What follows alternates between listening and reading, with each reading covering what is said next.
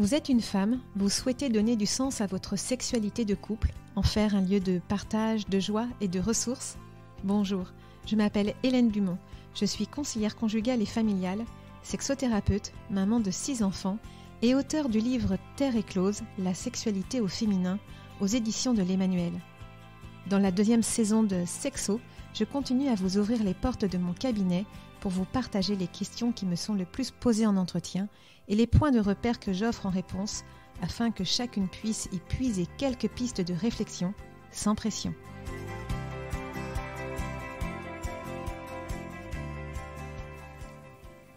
Bonjour Hélène. Bonjour Marie. Alors nous avons beaucoup parlé des femmes ou du couple. Alors aujourd'hui, vous allez nous parler des hommes. De façon commune, on aurait tendance à croire que les hommes se contenteraient d'une sexualité mécanique et pulsionnelle, que pour eux tout serait facile, qu'ils en auraient toujours envie ou encore que la performance serait leur seule motivation pour faire l'amour. Mais la réalité est tout autre. Oui, quand on les écoute, on découvre une autre réalité. Je pense à l'un de mes clients, un homme de 36 ans qui m'écrit « Je ne suis pas très heureux dans ma sexualité, je suis éjaculateur précoce et j'ai l'impression de ne pas combler ma femme. Je stresse à l'idée d'avoir un rapport sexuel et cela crée un malaise entre nous. J'aimerais en discuter pour trouver des solutions et mieux me comprendre. » Et ce message illustre bien la demande des hommes que je reçois. Leur désir est effectivement de mieux se connaître, d'obtenir des solutions, mais aussi et surtout de combler leur femme. Ah, c'est touchant. Alors, ces hommes que vous recevez en entretien, que pensent-ils de leur sexualité ? La plupart des hommes que je reçois, que ce soit de façon individuelle d'ailleurs ou conjugale, se montrent bien souvent préoccupés par la normalité et par le bon fonctionnement de leur sexe, que ce soit à travers un questionnement à propos de sa taille, de sa rigidité quand il est en érection, de sa capacité à éjaculer ou non, à ressentir ou à donner du plaisir. Quand l'un de ces points ne fonctionne pas ou ne répond pas à ce qu'ils en attendent, c'est comme si leur virilité, leur façon d'être un homme était remise en question, entraînant le plus souvent une mauvaise estime de soi-même, un manque de confiance et parfois de la culpabilité ou de la honte. Alors pourquoi toutes ces préoccupations ? Alors j'identifie 3 raisons. La première serait liée à leur environnement social et culturel. C'est comme si l'homme ne pouvait pas rencontrer de difficultés sur le plan de sa sexualité, tant la sexualité masculine semble aller de soi et représenter la force, le courage, la réussite, la pulsion, la contenance émotionnelle. Rencontrer une difficulté devient alors synonyme d'échec. La deuxième raison serait relationnelle. En écoutant les hommes que j'accompagne, il est vite admis que leur plaisir réside davantage dans leur capacité à faire jouir leur femme plutôt que dans leur propre jouissance. Ce plaisir qu'ils parviendront à donner viendra les confirmer dans leur figure d'amant et souvent les rassurer dans le fait qu'ils savent se servir de leur sexe. Cette façon d'appréhender le plaisir est certes altruiste, en revanche, elle peut être maladroite et contient un écueil, celui de provoquer une immense pression, aussi bien du côté de l'homme, à travers ce qu'il s'ordonne, je dois faire jouir, que du côté de la femme, à travers ce qu'elle en comprend. Je dois jouir, sinon que va-t-il se dire ? Très juste. La troisième raison serait liée au désir de combler la femme en lui donnant un enfant et au désir d'être père plus globalement. Certaines difficultés sexuelles masculines, comme la dysfonction érectile ou l'anéjaculation, peuvent parfois empêcher le couple de concevoir.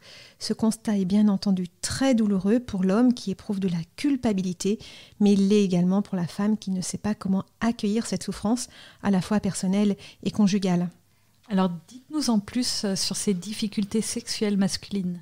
Alors, parmi les plus courantes, on distingue justement la dysfonction érectile qui correspond à la difficulté à avoir une érection.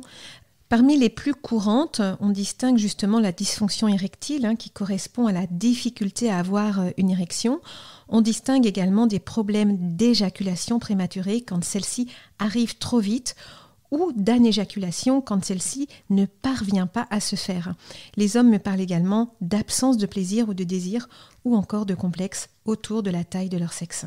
Celle-ci importe-t-elle vraiment ? La taille du pénis varie entre 7,5 et 10,2 cm à l'état flaccide et entre 10,1 et 22,5 cm en érection, avec une moyenne de 13 cm. La longueur de la verge au repos n'est pas du tout représentative de celle qu'elle aura une fois en érection. Certains pénis peuvent devenir très grands dès qu'ils se gorgent de sang et leur taille n'a rien à voir avec le plaisir, davantage lié à la rigidité du sexe. De plus, on constate que la taille du sexe masculin est moins importante pour les femmes que pour les hommes. Les femmes ont surtout besoin d'un homme qui soit bien dans son corps et qui les désire avec fougue et délicatesse. Alors l'autre difficulté étonnante que vous évoquiez, c'est l'absence de désir ou de plaisir. C'est étonnant parce que ce n'est pas ce que l'on imagine de la sexualité masculine. C'est vrai, l'absence de désir ou de plaisir dans la sexualité masculine ne fait pas partie de nos représentations, comme si l'homme devait toujours avoir envie de faire l'amour et éprouver du plaisir. Or, certains n'ont pas de désir ou en ont peu. Les raisons sont bien souvent multifactorielles, comme j'avais déjà pu le dire en parlant du désir féminin dans la saison précédente de Sexo, à laquelle je vous renvoie. À propos du plaisir, certains hommes n'en ressentent pas ou peu dans la sexualité masculine. La plupart du temps, l'orgasme arrive en même temps que l'éjaculation au summum de l'excitation, mais en réalité, l'orgasme et l'éjaculation sont deux phénomènes distincts qui peuvent se produire indépendamment l'un de l'autre. Si l'orgasme est une expérience subjective et corporelle intense, l'éjaculation, elle, correspond à la sortie du sperme. Un homme peut donc avoir un orgasme sans éjaculation, mais aussi une éjaculation sans orgasme, ce qui me semble intéressant dans ces problématiques d'absence de désir et de plaisir, c'est de repérer qu'aujourd'hui les hommes osent parler de leurs difficultés malgré les clichés qui les ont longtemps enfermés et qui les enferment encore. Oui, heureusement que les choses évoluent. Vous parliez aussi de dysfonction érectile. Pouvez-vous nous en dire plus ? La dysfonction érectile correspond à l'incapacité d'obtenir ou de maintenir une érection pendant le rapport sexuel. La plupart du temps, ce phénomène est épisodique. En langage courant, on parle de la panne sexuelle. Quand ce problème devient récurrent, il devient problématique tant sur le plan relationnel que sur le plan reproductif. Ces troubles de l'érection sont à prendre au sérieux car ils ne sont pas toujours d'origine psychologique. Ils sont parfois reliés à des troubles vasculaires, neurologiques, hormonaux ou encore à la prise de certains médicaments. Voilà, et j'en viens du coup à la dernière difficulté, de loin la plus abordée en entretien. Il s'agit de l'éjaculation prématurée. Oui, dites-nous en quoi elle consiste exactement. Alors pour commencer, voici une définition de ce qu'est l'éjaculation prématurée. On parle d'éjaculation prématurée 1. Quand l'éjaculation arrive avant ou peu de temps après la pénétration, avant 3 minutes. 2. Quand elle donne à l'homme l'impression de lui échapper. 3. Quand elle entraîne une souffrance personnelle et ou relationnelle. Et il me semble important de noter que l'éjaculation prématurée est un phénomène fréquent. Elle concerne environ 1 homme sur 3 et de nombreux hommes en sont ou en seront affectés de façon occasionnelle au cours de leur vie sexuelle. A contrario, certains hommes souffrent du problème inverse, l'anéjaculation. Oui, c'est le contraire. L'homme n'arrive pas à éjaculer, ce qui pose un vrai problème pour avoir un enfant. On note aussi l'éjaculation retardée quand l'homme met du temps à éjaculer. Alors, quoi qu'il en soit, quand un homme me contacte pour une problématique liée à une difficulté sexuelle, quelle qu'elle soit, je demande à l'homme de consulter en amont un professionnel de santé, qu'il soit médecin généraliste, urologue ou andrologue. Les hommes ne prennent pas suffisamment soin de leur santé sexuelle. Pourtant, ce rendez-vous est vraiment l'occasion de discuter de sa sexualité et d'écarter tout problème, de vérifier qu'il s'agit bien d'une problématique émotionnelle, relationnelle ou psychologique. Est-ce qu'on peut imputer au stress une certaine part de responsabilité ? Oui, effectivement. Alors, la peur d'éjaculer trop vite ou de perdre son érection actionne un cercle vicieux. Si j'ai peur, j'appréhende de faire l'amour. Quand j'appréhende, j'alimente un discours intérieur négatif où je me mets la pression pour y arriver. Les hommes se posent des tas de questions. Combien de temps je vais durer ? Mon érection est-elle assez dure ? Est-ce que je vais réussir à donner du plaisir ? Comment ça marche une femme ? Voilà. Dans ces moments-là où je me pose toutes ces questions, où je suis déjà stressée, je libère de l'adrénaline qui est l'hormone du stress et mon corps se tend. Tout cela est donc néfaste pour le bon fonctionnement de l'érection et de l'éjaculation. Et plus j'appréhende, moins ça marche. Et en entretien, les hommes me rappellent que leur sexe ne fonctionne pas non plus sur commande. Donc c'est un vrai cercle vicieux qui est bien entendu renforcé par la société, induisant que l'homme doit être performant dans une sexualité orgastique où le leitmotiv serait « je bande, donc je suis ». Il est parfois alimenté par une mauvaise relation conjugale ou par une peur ou un dégoût plus global du sexe féminin. Alors comment casser ce cercle vicieux ? Selon la difficulté rencontrée, l'homme doit apprendre à mieux se connaître, à mieux comprendre le fonctionnement de son sexe et à s'aimer davantage dans sa vulnérabilité. Il existe également des exercices de respiration qui pourront l'aider à se détendre et à détendre son périnée pour une meilleure maîtrise de son excitation ou de son érection. Certaines positions sont également recommandées ou à proscrire selon la difficulté rencontrée. Par exemple, la position du missionnaire, c'est-à-dire l'homme sur la femme, n'est pas idéale en cas d'éjaculation prématurée car tout le corps de l'homme est tendu. Or, ce qu'il faut, c'est exactement le contraire. L'homme doit également comprendre que ce n'est pas à sa femme de le rassurer dans ses difficultés. C'est à lui de chercher des solutions. La femme est là pour l'accompagner, même si son attitude positive, ni infantilisante, ni humiliante, est évidemment essentielle. Oui, justement, dites-nous en plus à ce sujet. Quel rôle la femme doit-elle tenir dans ces situations ? Le féminisme a profondément impacté la sexualité des femmes et par conséquent la sexualité des couples. La pornographie également. Aujourd'hui, les femmes sont plus exigeantes. Certaines femmes rêvent de pénétration longue pour avoir beaucoup de plaisir ou pour prendre le temps d'avoir un orgasme. Or, physiologiquement, le sexe d'un homme n'est pas programmé pour tenir longtemps dans un vagin sans éjaculer. L'éjaculation est un phénomène réflexe, elle ne peut être retenue et une fois que l'homme aura éjaculé, son sexe n'est pas programmé pour tenir son érection qui, très naturellement, va revenir à l'état flaccide.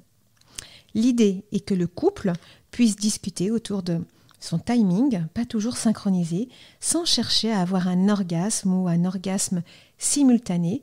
Comment faire en fait pour que chacun s'y retrouve émotionnellement et physiologiquement ? Parfois c'est simple, la rencontre a lieu et parfois c'est plus compliqué parce que le désir évolue et que la sexualité change en fonction du moment, mais aussi de l'âge, de la naissance d'un enfant, d'un événement professionnel, etc. Cela nous amène à envisager la sexualité autrement. L'éjaculation, l'orgasme et même l'érection ne devraient plus apparaître comme des buts à atteindre en soi, mais à l'inverse, plutôt comme des manières d'accéder à un plaisir nourrissant au service du couple, tel est le véritable but à atteindre. Alors pour conclure, comment tirer du positif de ces difficultés ? Est-ce qu'on peut s'en servir pour faire grandir son couple ? Alors, le point positif de ces difficultés rencontrées est que l'homme va devoir se relier à son expérience émotionnelle et corporelle. Et les hommes n'ont pas l'habitude de poser des mots sur ce qu'ils vivent parce qu'ils ont le plus souvent peur que l'on se moque d'eux.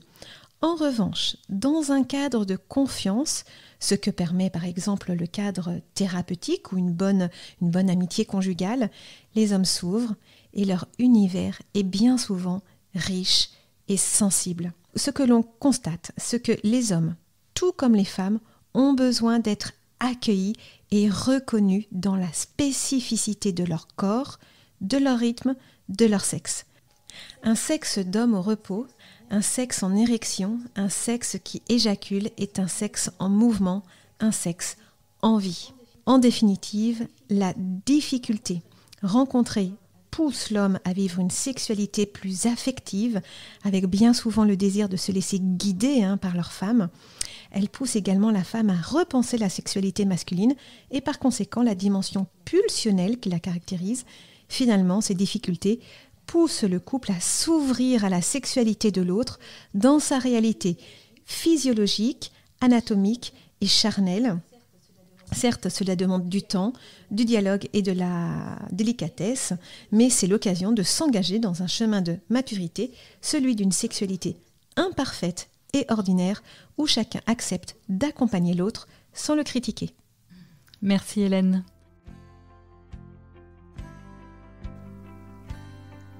Merci de nous avoir écoutés. Si ce podcast vous a plu, n'hésitez pas à le partager autour de vous, à vos sœurs et amis, pour qu'elles puissent en bénéficier. Vous pouvez aussi mettre une note de 5 étoiles et un commentaire sur Apple Podcast afin que le podcast soit connu par le plus de femmes possible. Et si vous êtes branchés réseaux sociaux, rejoignez-nous sur le compte Instagram et la page Facebook des podcasts de Famille Chrétienne. N'hésitez pas à faire part de vos interrogations, de vos remarques et suggestions de sujets. Et à la semaine prochaine.